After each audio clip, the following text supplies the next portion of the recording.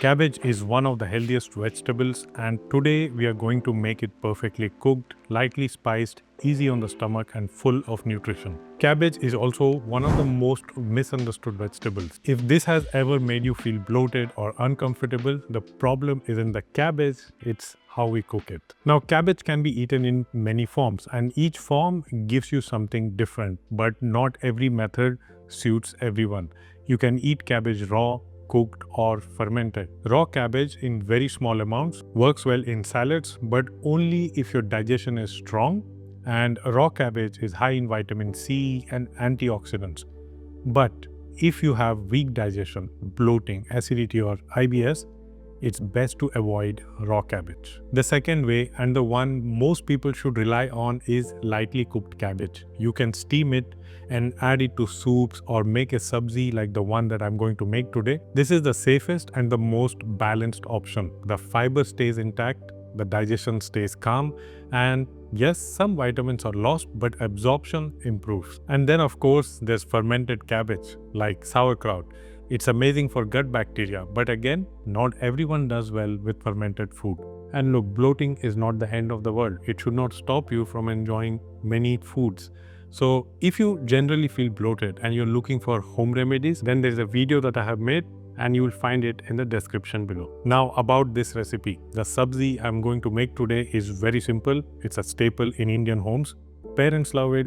Kids usually hate it. It's best enjoyed with roti, tortillas, or as a side dish with rice and dal. Now coming to the ingredients and preparation, for this recipe we need green cabbage. No other type of cabbage works the same way here. This is a 500 grams cabbage and you will notice it's on the smaller side.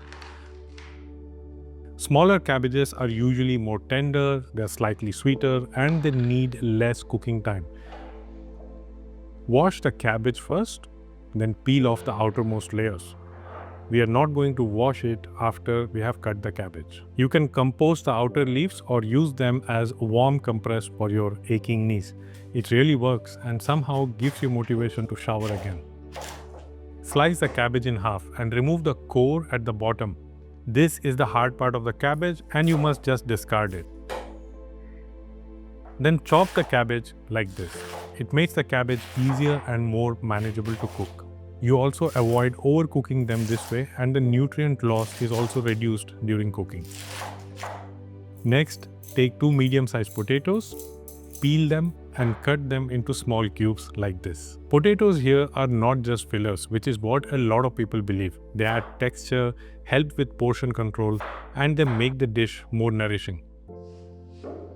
For tanginess, coarsely chop 2 medium-sized tomatoes and use the really ripe ones for this dish. Ginger garlic paste is an Indian cooking essential and you must learn how to make your own at home. Take equal portions of garlic and ginger and blend them into a fine paste. You may have to add very little water to make the grinding easier. Store it in an airtight jar in a refrigerator and it can last for several weeks. You do not need to add any vinegar or any other preservative if you make it in small enough batches to last for a few weeks. Alright, now it's time for us to start cooking. Bring a pan to medium heat and add around 1 tablespoon of cooking oil. As the oil warms, we'll bloom some whole spices in it. Add about 2 inches of cassia. You can substitute it with cinnamon. Yes, cinnamon and cassia are 2 different spices. Add 2 Tejpatta, which is strangely called Indian bay leaves and it grows nowhere near the bay. These add a mild peppery cinnamon-like flavor. Next, add 2 teaspoons of panch phoron. Panch phoron is a mix of 5 whole spices: brown mustard seeds, cumin seeds, nigella seeds, ajwain seeds, and fennel seeds. Bloom this for just about 30 seconds. They add warmth and aroma and they also support digestion. Once the spices are bloomed, add 1 tablespoon of ginger garlic paste and cook briefly just until the raw smell disappears. Slow cooking here is the key to good flavor and good digestion. And never burn the whole spices, they will make them taste bitter. You will notice the kitchen filling with aroma, your neighbors will begin to ask what's cooking, and that's when it's time to add the potatoes. But we will still add them even if no one is curious. Stir well and add a small splash of water. cover and cook until the potatoes are halfway done. I don't add cabbage and potatoes at the same time. It will surely save time, but this prevents the cabbage from overcooking. And overcooked cabbage releases more sulfur-containing compounds which create unpleasant smell in the dish and often cause bloating. Cook the potatoes for around 8 to 10 minutes, adding a little water only if needed.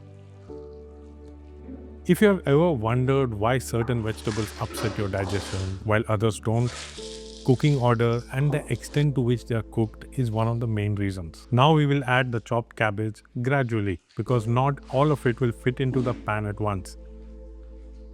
We will keep stirring it so that it mixes evenly with the spices, and as the cabbage shrinks, you can add the rest of it. Now if you like it hot and spicy, feel like sticking out your tongue, gasping for breath while eating, then one fresh green chili can be added here, or you can skip it completely to keep the dish mild. Add about half a tablespoon of salt, mix it well and cover the pan. Cook it for around 2 minutes to soften the cabbage slightly.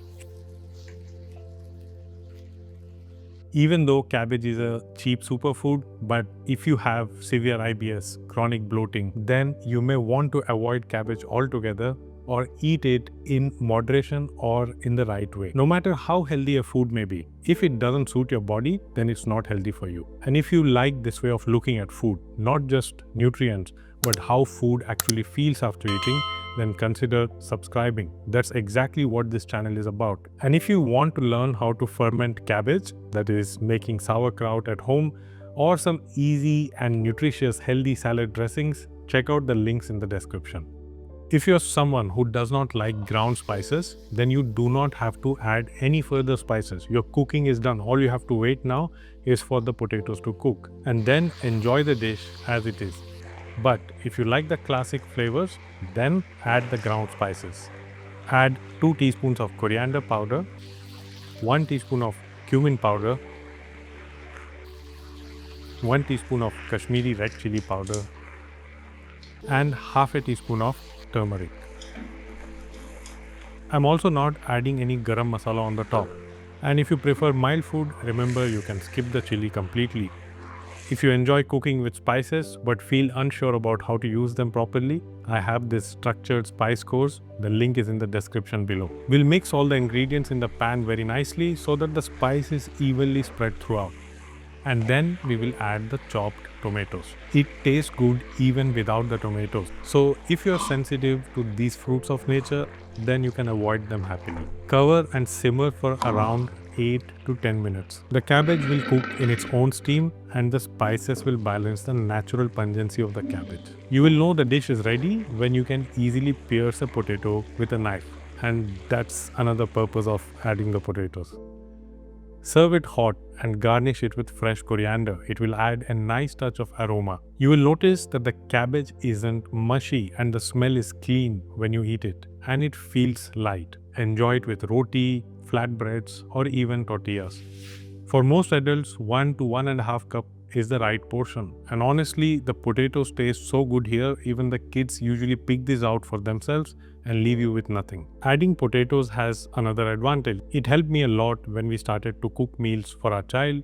She would eat the potatoes and we would get the cabbage ready. This recipe is best for lunch and early dinner. Timing matters. Avoid eating it late at night. Not that the cabbage comes to your mind as a midnight snack, but people can still do strange things in desperation. Cook it and let me know in the comments how it turned out. And if you have found this video helpful, don't forget to like and subscribe. I really hope that this recipe will bring back the lost love for cabbage in your life. And I will see you soon in the next video.